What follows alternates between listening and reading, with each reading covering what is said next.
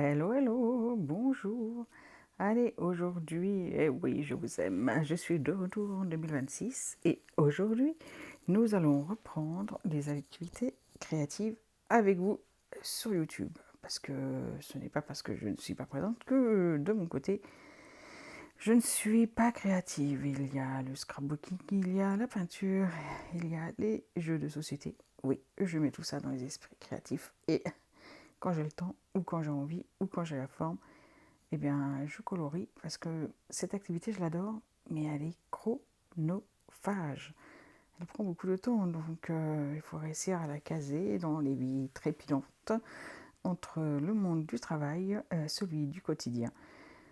Bref, en coloquant, pas toujours quand on le souhaite, pas toujours quand on veut, mais quand on peut. Euh, Aujourd'hui, je vais vous montrer plusieurs choses. D'abord, un fond à l'encre et comment embellir ces fonds de page de manière assez simple avec des pochoirs ou sans pochoir. Vous pouvez directement utiliser une brosse et de l'encre pour foncer le pourtour des pages ou la totalité de la page, c'est vous qui voyez. J'utilise un papier brouillon sur la droite pour décharger l'encre qui serait en surplus sur la brosse parce que vous risqueriez d'avoir un marquage trop prononcé de l'encre et faire des taches assez disgracieuses. Comment on étale l'encre? Plutôt avec une pression pas trop appuyée au départ, et puis après on peut revenir petit à petit, surtout au fur et à mesure que vous utilisez l'encre qui s'imprègne petit à petit plus profondément dans l'épaule du pinceau, et plus vous utilisez le pinceau, plus c'est facile, et à un moment donné il n'y a même plus besoin de décharger sur le papier brouillon.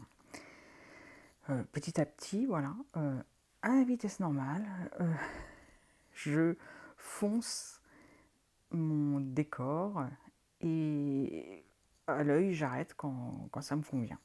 Alors je ne veux pas un décor aussi foncé que celui de droite. D'ailleurs, ce n'est même pas la même couleur d'encre.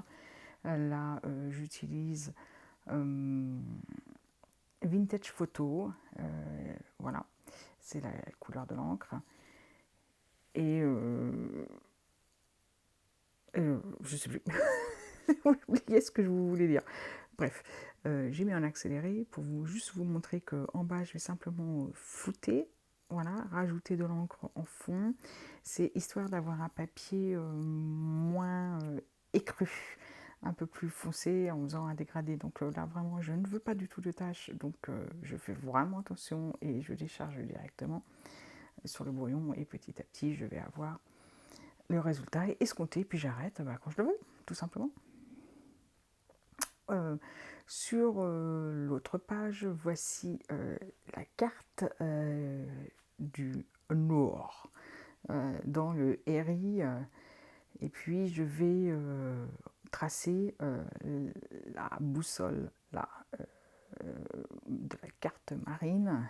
Je l'avais déjà fait sur la carte générale du pays de RI. Et bon, voilà, je trace. Grossièrement, j'utilise le pochoir, même pas de règles, j'appuie à peine. De toute façon, je ne veux pas des choses rectilignes. Je reste dans l'esprit de Harry. Elle nous dit en préface qu'on peut ajouter ce qu'on veut dans son livre, qu'il ne faut pas hésiter, que c'est là pour ça, que ce livre est là pour voyager dans un pays imaginaire et qu'on peut y apporter notre touche. Donc, j'y vais. On a même l'aval de l'illustratrice, donc voilà. Et j'avais envie de mettre en valeur davantage ce dessin. Et voilà. Donc je m'inspire de ce que j'ai déjà fait avant pour essayer de remettre les graduations au bon endroit. Alors j'utilise vraiment du matériel écolier. Hein. Voilà. Et ça va très bien comme ça.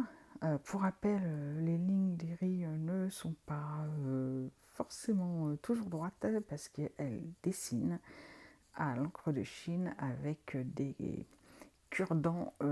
Voilà, donc rien n'est droit, ça tremble parfois, et c'est ce qui fait le charme et l'authenticité de ce travail. c'est aussi pour ça que j'aime cette autrice. Alors, un, parce qu'elle est dans un pays imaginaire, et deux, parce qu'on est très très très très loin de l'IA. Et j'adore. C'est authentique en fait. Alors certains n'aiment pas du tout parce qu'il n'y a pas de grayscale, c'est-à-dire il n'y a pas les ombres portées pour ou suggérées comme Kerby Rosen par exemple, hein, qui apporte des indices pour savoir où mettre les ombres grâce à des hachures. Ici, c'est à vous de tout faire, mais c'est aussi bien. Par habitude, pour moi, la lumière vient de droite et donc souvent je mets mes ombres sur la gauche. Voilà, je me réfère à ma page précédente et j'utilise un crayon ineffaçable, permanent, un feutre permanent, parce que je ne sais pas comment ça va réagir lorsque je gommerai ce que j'ai tracé avec le crayon à papier. Donc, dans le doute, je ne fais toujours confiance au papier. J'utilise de l'encre permanente et ainsi quand je vais gommer, ça ne partira pas. Je laisse évidemment tout sécher, même si ce sont des techniques plus ou moins sèches, mais c'est un peu humide.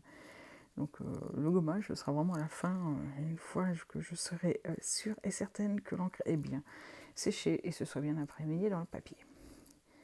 J'adore le papier de ce livre, c'est pour cela aussi que c'est un de mes livres préférés pour le coloriage. Je ne compte bien le terminer, il fera partie des 2 ou 3 livres que je compte terminer dans ma collection. Je ne colorie pas beaucoup. La dernière fois, c'est l'appli Buddy Colo, je crois, il me semble qu'elle s'appelle, me signifie comme ça que j'ai colorié 101 coloriages. Je fais, oh, c'est bien, en 5 ans. Et pour vous montrer que je suis de la team escargot versus voilà, les masses peut-être. Mais non, je colorie peu parce que j'ai d'autres activités et puis tout simplement la vie ne me permet pas de colorier comme je veux. Donc voilà, donc c'est aussi pour vous dire que c'est ok si vous ne coloriez pas beaucoup, c'est ok si vous ne faites que 2 coloriages dans un mois. L'important n'est pas là, l'important est de prendre du plaisir à colorier. Et là, je vous montre ce que je fais. Je ne suis pas une experte, je ne colorie pas aussi bien que je voudrais. Je ne colorie pas comme ces artistes fabuleux, beaucoup d'abonnés qui colorient avec des contrastes extra forts. Je trouve ça magnifique et sublime, mais je n'y arrive pas. Pas autant en tout cas. Peut-être que ça viendra, peut-être que ça viendra. C'est pas grave. Pour l'instant, je me considère comme quelqu'un qui vous invite à créer, je vous montre ce que je peux faire à mon humble niveau, et je me dis que si je suis capable de faire ça, vous aussi. C'est aussi des techniques, c'est aussi de la patience. Donc vous montrer ça, c'est vous montrer que ça demande un certain nombre de faire un fond. Alors il y a des coupes dans tous les sens, hein, sinon ça ne serait pas sympathique pour vous d'avoir une vidéo de 1 heure ou 1 heure et demie sur faire un fond à l'encre, hein, c'est long. Donc j'ai des coupes, mais je vous montre en vitesse réelle, là, voilà, que je prends du temps, pour réfléchir où poser mon pinceau, que je prends du temps pour choisir les ombres que je vais utiliser, voilà, on va un peu plus vite, pour foncer davantage.